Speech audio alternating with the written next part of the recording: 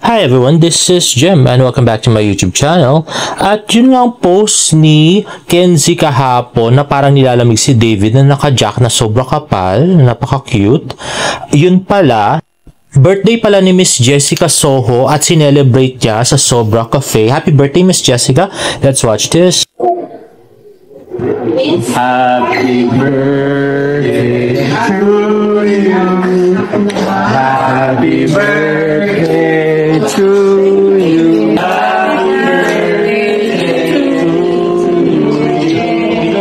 Diyos ko, wala naman kabuhay-buhay yung mga kumakanta. Ano ba yan? Nainis ako. Parang hindi happy yung birthday. Ano ba yan? For all of us to be healthy and safe and happy. Ito yung bagong pag-blow ng candle para hindi kumunta yung laway natin. Tama naman. Thank you. Ay, wow, may bago tayong natutunan kay Miss Jessica. Dapat pala, pag mag-blow ka ng candle, alisin mo yung candle, tapos i-blow mo from apart, tapos ibalik mo dun sa cake. Ang problema, pag sobrang dami ng candles, about 20-30, di ba? Isa-isahin mong tanggalin. Oh, thank you, David. And I wish you better days ahead for your career in showbiz and in business. You also will let you know something. Thank you. Happy birthday. Ayun, Chinese kasi sila kaya may pasyese sila, di ba? Grabe. At next naman ay post ni Tito Tony, mukhang nag-lunch out ang Fortesa family with the pretty Miss Barbie Fortesa. At next ay post ni Sir Nathan Perolino, media ko ng Samahan ng Makasalanan. And tweet ng David's Advocate, all set for Samahan ng Makasalanan media con today. May visual surprise daw para sa lahat. Naku, ano kaya ito? At yan nga, post ng Jemmy Pictures, ready na si David Licauco. Malapit na magsimula ang media conference ng Samahan ng Makasalanan. At yan na nga si David. At yung isang poster or banner nila ay magkasama si David at saka si Sanya. O, di ba? At yung tweet nga na yon ay later binura nila kasi may nag-bash yata. And next ay more pictures of the handsome David Licauco na parang mag-Chinese New Year. Napaka-red niya today. At super saya niya actually do sa MediaCon. Ayan nga, post ni Jorel Valmores. At ito, more pictures of David Licauco. Ayan nga, may pa-pray. At si Sanya Lopez. Ayan na nga siya. At yan na nga yung kanilang poster. At ito yung ito naman yung big screen nila. At yan ang buong cast. Tapos yung picture na to na pinost nila, ay nagpost sila ulit ng picture. Kaya lang yan si Sir Nathan na tinakpan na yung si Sanya. At next post ng GMA Network, GMA Pictures, narito na ang cast na Samahan ng Makasalanan. Fresh naman ng David Licauco, Sanya Lopez, and whatever. Ayan si Joel Torre, at si Sanya, at si Jay Ortega, at si Shanti, at ito si David ulit, at si Sanya, and more of David Licauco and Sanya Lopez. Ano, model pa pala si Sanya dyan. And the handsome, cute Mr. David Licauco. More pictures. At ito na nga sila David Licauco sa red carpet. At yan na nga si Sanya Lopez. At si Joel Torre. At hindi ko kilala to. Si Betong. At si Charis Solomon. Si Jay Ortega.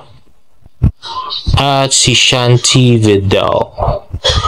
At ito si ate, hindi ko rin kilala. Hindi ko rin actually kilala to. Sorry guys. At next ay yung grand entrance ni David. Let's watch this.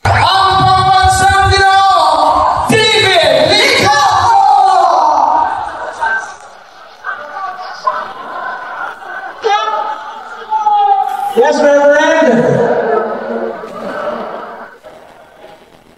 Hindi lang dapat yung betong nila. Ha? Ito masyadong magkakakas undertaker eh. Naman eh. May maraming talos. Para sa wrestling sa'yo eh. Kasi ganyan lang. Ganyan lang dapat. Siya naman yan eh. Nasobrahan kasi ng dalawang singles sa'yo.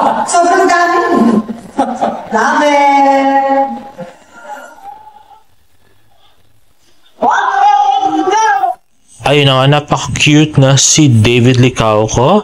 At yan na nga, sila ni Sanya. At next nga ay yung full trailer ng movie Sama ng Makasalanan. Let's watch this. Papadala kita sa pinakamakasalanang lugar kung saan yung mga paring pinadala namin ay sumusuko. Welcome to Santo Cristo Sab. Si Satanas andun sa kabilang bayan. Paano?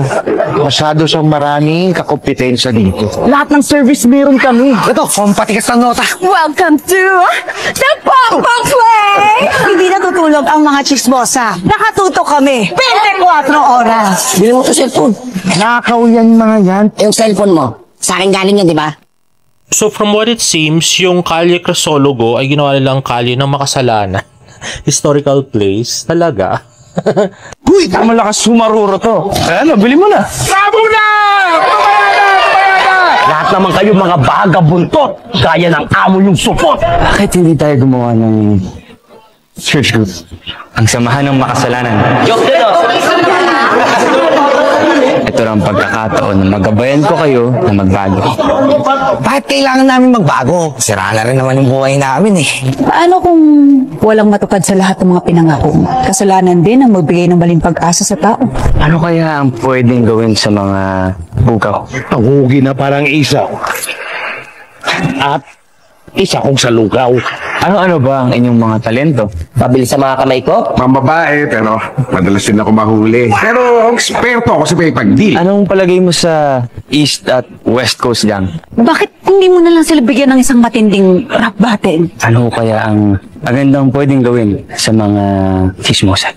Patuloy ng kanilang mga tila. Ang dami nanonood sa TokTok! Uy! Diyos ko, Lord! Ang tagal ko itong hinintay! Depende yan sa lagay ng panahon.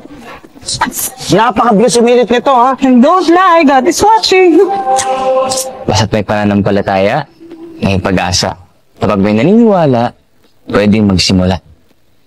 Hindi ka talaga, Reverend? Ano ba? Huwag kang dalawang... Reb! Takbo! Ako nga pala si Wendy. Baka pag nakita mo to, magulat ka! Laro? Astig! Welcome to Santo Cristo! Iniisip mo ba ako?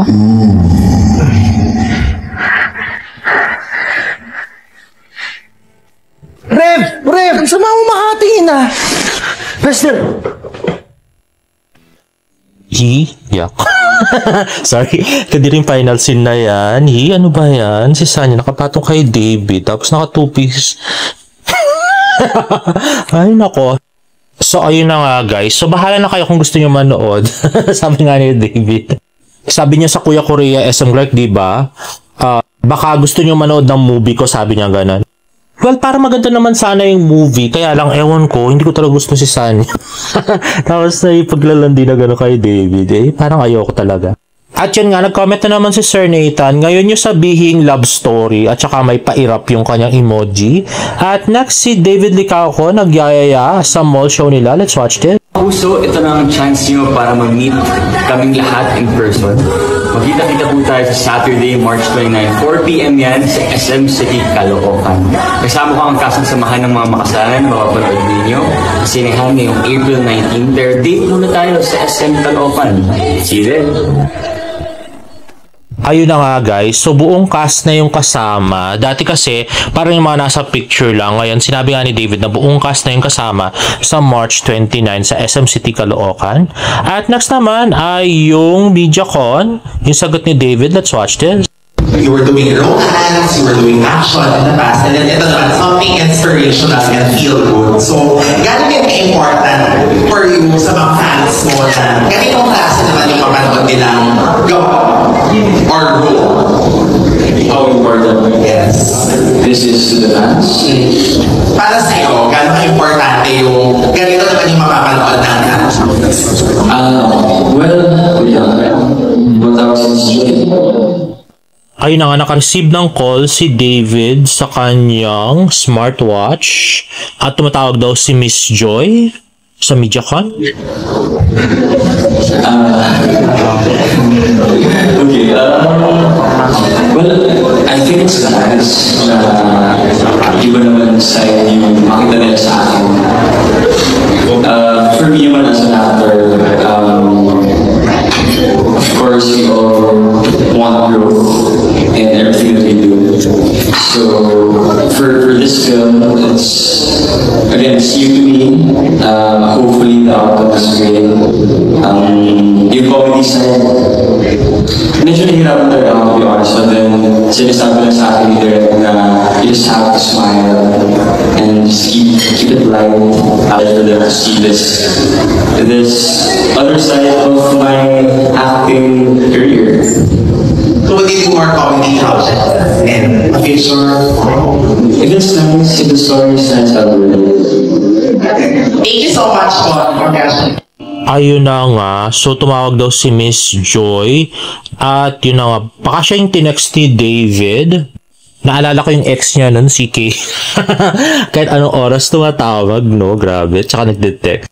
At ito nga, bagong post lang ng Sparkle Artist Center. Ayun na nga ang cast ng barkadahan ng mga makasalanan. Ayun na nga, si David, Sanya, and the other cast na hindi kilala. Sorry guys. Si Governor pala kasama. And coming this April 19 in theaters nationwide. And there you have it guys. If you like this video, please give it a thumbs up. And please subscribe to my YouTube channel for more Barda updates. See you in my next vlog. Bye!